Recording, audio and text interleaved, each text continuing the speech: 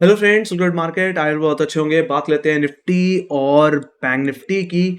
Monday session और आने वाले हफ्ते में क्या रहेगा, कैसे प्रेरणा सबको जानेंगे। शुरुआत सबसे पहले अगर निफ्टी से कर ली जाए, पहले इस सिचुएशन को समझाया जाए कि निफ्टी क्यों इतना करेक्ट हुआ है ना। देखा जाए तो निफ्टी अच्छा खासा कहीं ना कहीं चल रहा था, 23,500 के ऊपर सपोर्ट भी ले चुका था। यहाँ तक कि मूविंग एवरेज के तौर पे देखें तो 20 डेमा को भी रिगेन कर लिया था, है ना। सो वी जस्ट एक्सपेक्टेड कि अब निफ्टी में सब कुछ ठीक होता दिख रहा है, बॉटम बन गया है, थोड़ी रिकवरी और कैरी होगी, बट ऐसा नहीं हुआ। हफ्ते की शुरुआत में ही कहीं न कहीं एचएमपीवी वायरस, जो कि पहले से भी चाइना में सुनने को मिल रहा था, उसके कुछ केसेस इंडिया में पकड़े गए।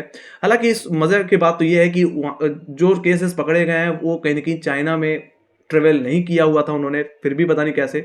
सो वो एक पैनिक सिचुएशन कहीं न कहीं मार्केट में आई और उसके चलते निफ्टी जो 24,000 के ऊपर निकल पाया था, वो पूरा का पूरा ड्रैग हुआ दोबारा वहीं पे 23,500 के लेवल्स पे। ओवरऑल देखा जाए तो इस हफ्ते की अ, हफ्ते के खत्म होते-होते कहीं न कहीं निफ्टी ने अपने 23,500 का भी ब्रेकडाउन दे दिया। वो इम्पोर्टेंट सपोर्ट जो कि हमें देखने को मिल रहा था 200 ईएमए के बाद 50 वीक एक्सपोनेंशियल एवरेज, एग्ज़ैक्टली उसके नीचे निफ्टी जाकर के बंद हुआ है। बाकी और कारणों की बात की जाए देन डेफिनिटली यस, एफआईआईज़ की लगातार सेलिंग एक बहुत बड़ा सरदर्द बना हुआ है। नेट-नेट अभी भी वो शॉर्ट साइड में बैठे हैं और कमज़ोर होता हुआ रुपया, $1 अब ₹86 का है गाइस, जो कि एक बहुत ही बड़ी प्रेशर वाली बात है। और जहाँ तक बात की जाए और सेंटिमेंट्स की, तो मेरा मानना है यहाँ पे सेंटिमेंट बिगड़ा है कहीं न कहीं खराब बैंकिंग स्टॉक्स के परफॉर्मेंस से, है ना। अच्छा खासा प्रेशर उनकी वजह से भी देखने को मिल रहा है। लार्ज कैप स्टॉक्स में HDFC bank, axis bank, ICICI bank एक टॉप ड्रैगर रहे हैं फिलहाल बैंकिंग सेक्टर में। साथ ही साथ अगर बात की जाए रिलायंस की, जो कि एक निफ्टी में एक अच्छा हेवीवेट स्टॉक है, वो भी कुछ खास नहीं कर पा रहा है। तो कहीं न कहीं लार्ज कैप सेक्टर भी एक बड़ा प्रेशर पॉइंट बना हुआ है इस तरह के मार्केट के लिए, है ना। और देखा जाए तो अब जिस तरह से निफ्टी अपने सारे इंपॉर्टेंट सपोर्ट लूज़ आउट करता हुआ दिख रहा है, मेरा मानना है अब निफ्टी कहीं न कहीं अब एक बड़ी करेक्शन के लिए तैयार होता हुआ दिख रहा है। और मुझे लगता है इस चीज़ के लिए थोड़ा-सा मेंटली प्रिपेयर हो जाना चाहिए। क्योंकि देखा जाए, जैसे मैंने बोला कि 50 वीक एक्सपोनेंशियल एवरेज बहुत ही क्रूशियल है, जहाँ पे निफ्टी जनरली सपोर्ट ले लेता है। और पिछली बार भी कहीं न कहीं 50 वीक एक्सपोनेंशियल एवरेज पे ही सपोर्ट लिया था और उसके नीचे जाकर के बंद हुआ है। तो ये चीज़ बहुत ही क्रूशियल हो जाती है कि अगर मंडे के सेशन में 50 वीक एक्सपोनेंशियल एवरेज या फ्राइडे के लो के नीचे ही अगर निफ्टी खुलता है, मतलब 23,344 के लेवल्स को अगर तोड़ देता है, तो मेरा मानना है गिरावट बढ़ेगी। फिर मैं एक्सपेक्ट नहीं कर रहा कि अपने नवंबर सीरीज के लोस पे भी रुकेगा जा करके। मेरा मानना है निफ्टी की जो गिरावट होगी, वो ज़्यादा से ज़्यादा निफ्टी को ले जाएगी इसके 100 वीक एक्सपोनेंशियल मूविंग एवरेज की तरफ, जो कि 21,895 या मोटा-मोटी बोलूँ तो 21,900 की तरफ ले जा सकती है। बाकी देखा जाए तो 2024 में जो फर्स्ट हाफ में निफ्टी जहाँ पे लगातार सपोर्ट ले रहा था, 21,800 21,700 का जोन, मेरा मानना है वो लेवल्स टेस्ट होते हुए दिख सकते हैं। ऑलराइट, तो इस चीज़ के लिए तैयार रहिए, एक बड़ी करेक्शन निफ्टी में देखने को अब मिल सकती है। अब जहाँ तक बात रही निफ्टी में मूड माहौल को सुधारने की, कि कहाँ हम एक्सपेक्ट कर सकते हैं कि निफ्टी में सब कुछ ऑलमोस्ट ठीक हो गया। तो मेरा मानना है निफ्टी को निकालना पड़ेगा अपना ओवरऑल फॉलिंग 100 और 50 डे एक्सपोनेंशियल मूविंग एवरेज। इस जनवरी सीरीज का हाई लेवल क्या है? 24,223। ऑलराइट, मेरा मानना है जब तक निफ्टी 24,200 24,000 का जोन नहीं निकाल देता, तब तक जो ट्रेंड मैं एक्सपेक्ट कर रहा हूँ वो कमजोर एक्सपेक्ट कर रहा हूँ। और मेरा मानना है कोई भी उछाल अगर इस जोन के नीचे अगर देखने को मिलती है, कोई भी उछाल अगर आपको फेल होती हुई दिखे, मैं तो कहूंगा उस सिचुएशन को बेचो। ऑलराइट, मैं तभी सब कुछ ठीक एक्सपेक्ट करूंगा जब जनवरी सीरीज का, है ना, जो हाई है उसके बाद डेली क्लोजिंग ना मिल जाए, है ना। वो लेवल के ऊपर अगर निकल गया, we can expect some good upside, we can expect some recovery, या we can expect some reversal. या हालांकि ऐसे ट्रिगर हम ऐसी चीजों की उम्मीद हम बजट से ही रख सकते हैं गाइस। ऑलराइट, हालांकि देखा जाए तो आने वाले हफ्ते में यूएस का सीपीआई नंबर भी है। और अब बात कर लीजिए बजट की, तो 1 फरवरी को बजट है। और कहीं न कहीं यूएस का सीपीआई जो एफओएमसी मीटिंग है, वो भी कहीं न कहीं जनवरी के आखिरी हफ्ते में अलाइन्ड है।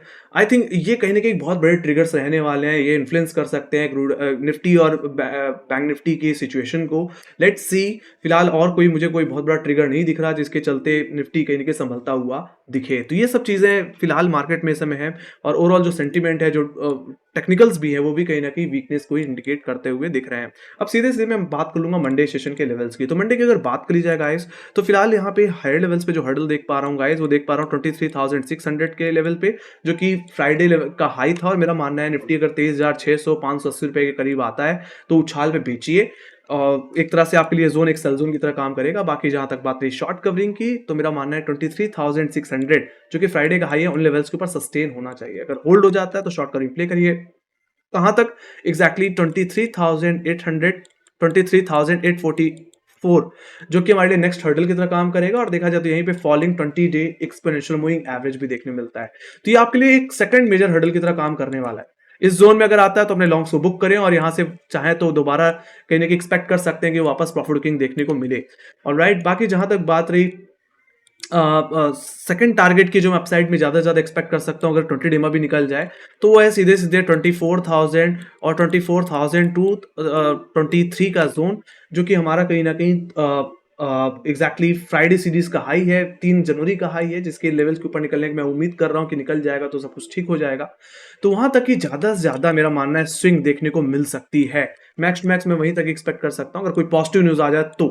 ओके बाकी मैंने एक फॉलोइंग ट्रेंड लाइन का रेफरेंस ले रखा है जो कि कहीं ना कहीं हमारे सितंबर सीरीज की हाई से इसी ट्रेंड लाइन पे हमने कहीं ना कहीं दिसंबर सीरीज में भी रिजेक्शन दिया है ना। तो ये ट्रेंड लाइन भी काफी ज्यादा मीनिंगफुल रहने वाली है गाइस, अगर इसका ब्रेकआउट अगर देखने को मिल जाए या इस पे रिजेक्शन देखने को मिल जाए, है ना। तो ये बात हुई गाइस ऊपरी स्तर को समझने की। तो वहीं पे जहां तक बात कही निचले स्तर को समझने की, तो फिलहाल मेरा मानना है 23,400 ये इमीडिएट पुट राइटर का जोन है। वहीं पे सेकंड सपोर्ट देख रहा हूँ वो 23,344 के लेवल्स पे, जो कहीं ना कहीं हमारे फ्राइडे सीरीज के लोज है। मेरा मानना है फर्स्ट अटैम्प्ट में ये जोन आपके लिए बाई जोन की तरह काम कर सकता है, बट जैसे बोला कि ट्रेंड बहुत कमजोर है तो थोड़ा सा कॉशियस ही रहना। मेरा मानना है इसके टूटने का ही वेट कर सकते हो आप ज्यादा से ज्यादा, क्योंकि जो ट्रेंड है वो तो कमजोरी है ओवरऑल, है ना। तो अगर फ्राइडे के लोज अगर टूटे तो बेचो, आपके लिए प्राइमरी टारगेट सीधे सीधे नवंबर से इसका लो रहेगा। बाकी मेरा मानिए लेवल भी टूटा तो फिलहाल डेली बेसिस में एक्सपेक्ट कर सकते हैं 23,000 एज अ नेक्स्ट टारगेट, जो कि पुटराइटर के हिसाब से नेक्स्ट वाई होल्ड करने वाला लेवल है।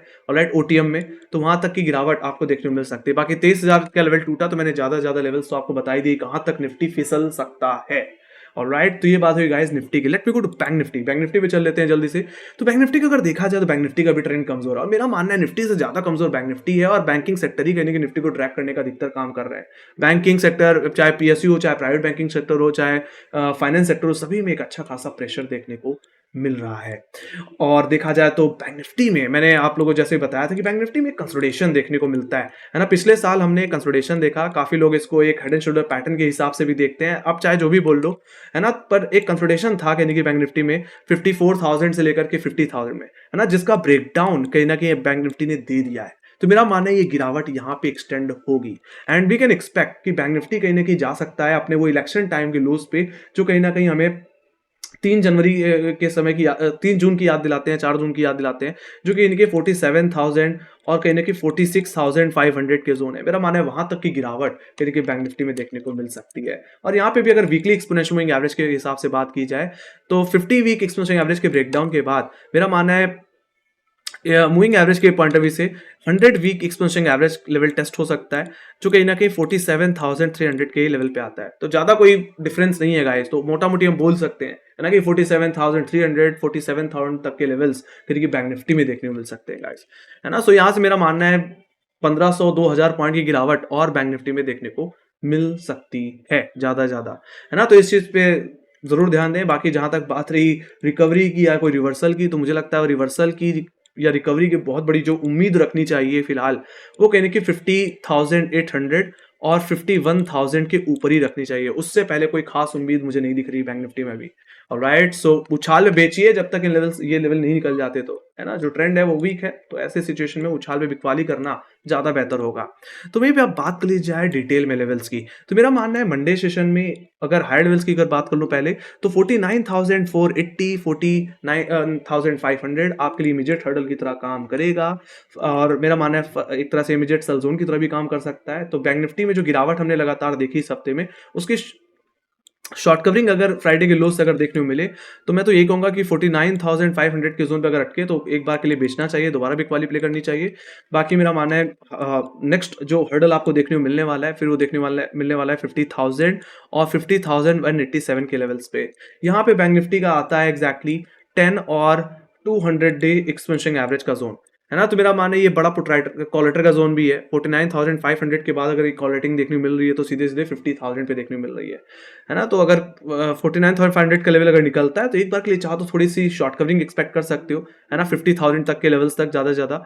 और वहां पे अगर रैली फेल होती हुई दिखे तो बेचिए। तो मेरा मानना है फर्स्ट रेजिस्टेंस 49,500।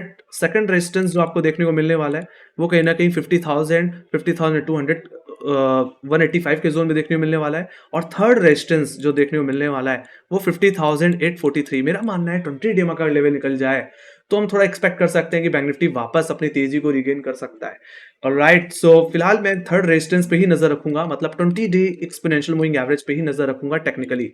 ऑलराइट, अगेन बता देता हूं, 51,000 और 50,843, या मैं बोलूं 50,800, है ना। तो ये जोन को निकालना पड़ेगा, तभी बैंक निफ्टी में सब कुछ ठीक होगा, नहीं तो अदरवाइज इन हर्डल्स पे हम बिकवाली की एक्सपेक्टेशन रख सकते हैं, है ना। बाकी अगर ये 20 डे में निकल गया तो मुझे लगता है वापस बैंक निफ्टी 52,000 की तरफ जाने की तैयारी करेगा, जो कि मंथली हर्डल है ना। वहां तक की स्विंग फिर देखने को फिर मिलेगी, है ना। तब तक आप 51,000 के नीचे, 50,000 के नीचे, 49,500 के नीचे उछाल में बिकवाली प्ले कर सकते हैं।